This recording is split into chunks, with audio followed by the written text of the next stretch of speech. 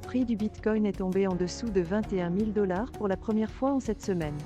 Les investisseurs ont réagi à l'annonce selon laquelle Silvergate Bank allait liquider volontairement ses actifs et mettre fin à ses activités. D'autres cryptos ont également perdu de la valeur, l'Ethereum, le jeton Matic, le jeton Sol de Solana et les marchés boursiers étant en difficulté. La fermeture de Silvergate Bank a montré les difficultés auxquelles sont confrontées les banques cryptographiques. Le procès intenté par le procureur général de New York, alléguant qu'Ethereum, Luna et TerraSD étaient des titres, a encore aggravé l'incertitude des investisseurs. Cet article fournit un aperçu complet de l'état actuel du Bitcoin, de l'Ether, du jeton Matic, du jeton Sol et du marché boursier en général. Il détaille les récentes nouvelles concernant l'implosion de Silvergate Bank et la baisse subséquente du prix du Bitcoin. Il donne également un aperçu du récent procès intenté par le bureau du procureur général de New York contre KuCoin et de son impact potentiel sur les marchés de la cryptographie. En outre, il fournit une mise à jour sur les prix actuels du Bitcoin, de l'Ether et des autres principales crypto-monnaies. Enfin, il fournit un résumé de l'état actuel des marchés boursiers. Dans l'ensemble, cet article fournit un examen approfondi de l'état actuel des marchés de la cryptographie et des actions.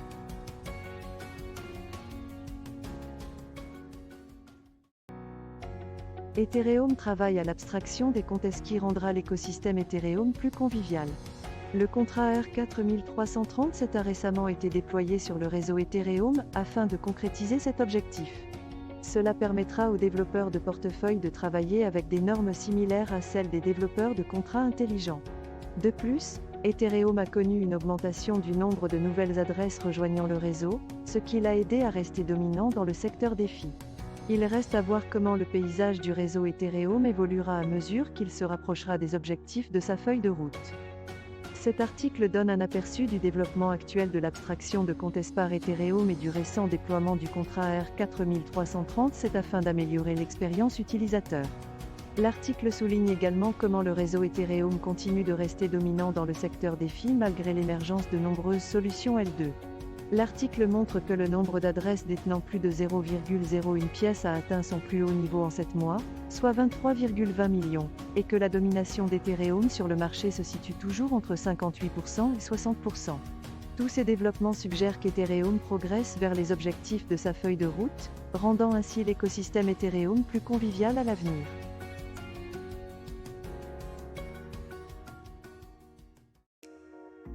Elon Musk est un fervent défenseur du Dogecoin et a continué à soutenir la crypto-monnaie malgré les critiques. Récemment, il a publié plusieurs mèmes qui ont suscité des réactions de la part des armées Doge et XRP. Les tweets de Musk indiquent qu'il s'intéresse à la fois à la cryptographie et à l'IA, suscitant des réponses de la part de la communauté cryptographique, pourquoi pas les deux. Musk a déjà accepté le Dogecoin comme option de paiement dans les boutiques de souvenirs de deux de ses entreprises et a tenté d'accepter le Bitcoin pour ses voitures. Cela suggère que Musk est susceptible de continuer à faire à la fois de la cryptographie et de l'IA, malgré les critiques. Cet article donne un aperçu de l'intérêt actuel d'Elon Musk pour les crypto-monnaies et l'IA. Malgré ses récentes critiques à l'encontre de l'OpenAI, le soutien de longue date de Musk à Dogecoin, ainsi que son acceptation de celui-ci comme option de paiement sur les boutiques Tesla et SpaceX, suggère qu'il est toujours passionné par les crypto-monnaies. De plus, les réactions des principaux comptes des armées Doge et XRP montrent qu'ils sont toujours intéressés par l'influence de Musk et qu'ils soutiennent sa décision de se lancer à la fois dans la crypto-monnaie et l'IA.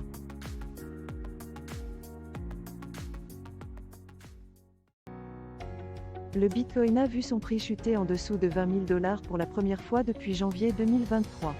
Cela est dû en grande partie aux vagues de nouvelles baissières qui ont dépassé la forte tendance haussière observée depuis le début de l'année.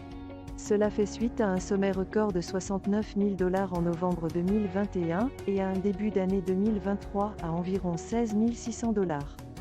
Cette baisse est également attribuée à un rapport d'inflation plus solide que prévu.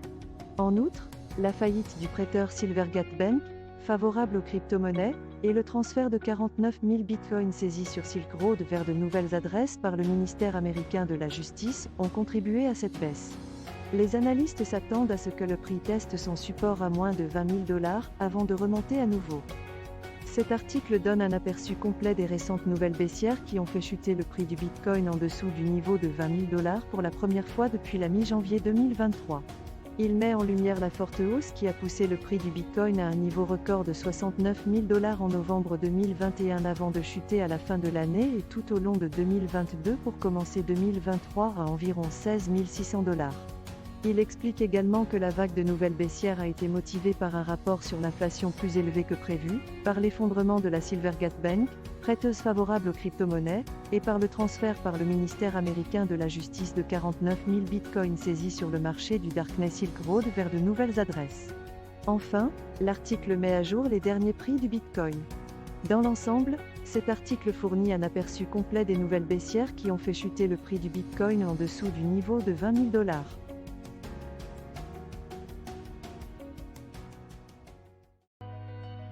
Swift a annoncé des progrès concernant sa solution visant à permettre l'utilisation transfrontalière des CBDC en utilisant l'infrastructure financière existante. Elle l'a testé auprès de 18 banques centrales et commerciales.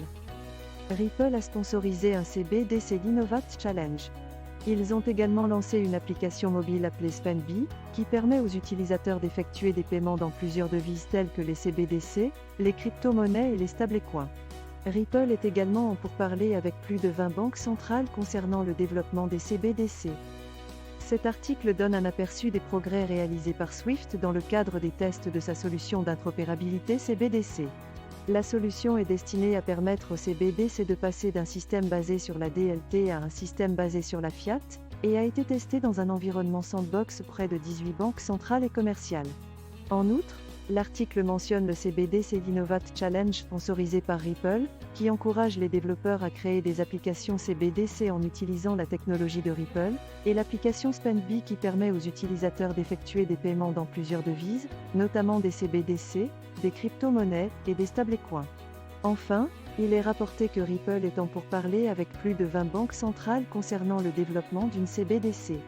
Dans l'ensemble, il est clair que de nombreux progrès ont été réalisés dans le développement des CBDC.